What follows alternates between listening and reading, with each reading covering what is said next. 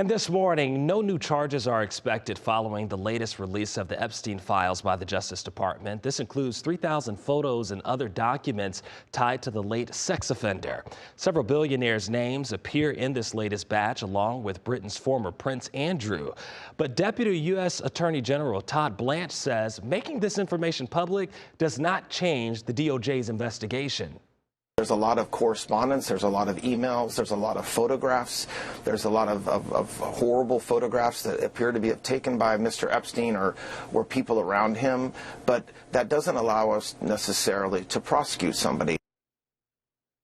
However, in the United Kingdom, British Prime Minister Keir Starmer is calling on the former prince to testify about his links to Epstein before the U.S. Congress.